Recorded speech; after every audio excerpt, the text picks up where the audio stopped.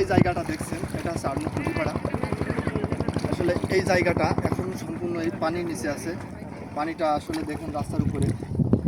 এখানে কিছুদিন আগেও বেশ 2-3 ফিট মতো পানি রাস্তার উপরে উঠে গিয়েছিল। আর এখন যে দূরে দেখতে পাচ্ছেন, যত দূর বিস্তীর্ণ এলাকা যা দেখতে পাচ্ছেন সম্পূর্ণ পানির নিচে হাজার হাজার বিঘে জমি। এখানে ধান রোপণ করা হয়ে গেছিল, তারপরে পানিটা হয়েছে আর কি ভারী বর্ষণের কারণে পানিটা এরকম অবস্থা বর্তমানে। তো আসলেই চাষিদের বর্তমানে খুবই দুরবস্থা। এখানে যে জায়গাটা দেখতে পাচ্ছেন ধান রোপণ করা হয়ে গিয়েছিল, চাষিরা যে ধান সবই পানির নিচে, সবারই ক্ষেত মার গেছে। আসলে খুবই খারাপ অবস্থা। এবং দূরে যে গ্রামটা দেখতে পাচ্ছেন, ওই যে গ্রামটা দেখাচ্ছে, ওটা হচ্ছে জয়নগর। আর এই যে এই পাশেটা দেখতে দেখেছে আরমুখ, এই পুরোটাই পানির নিচে আছে এখন, সম্পূর্ণ মাঠ বিল সবই পানির নিচে। যদি আমরা এই পাশে দেখি, এই পাশটাও দেখেন, এই পাশটাও সম্পূর্ণই পানির নিচে আসে।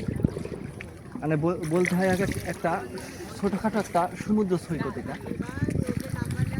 এরকমই অবস্থা বর্তমানে আরমুখ কুটিপাড়াটা। তো যাই হোক, আমি যতদূর পারলাম ততদূর আপনাদেরকে দেখানোর একটা চেষ্টা করলাম। এই দেখেন,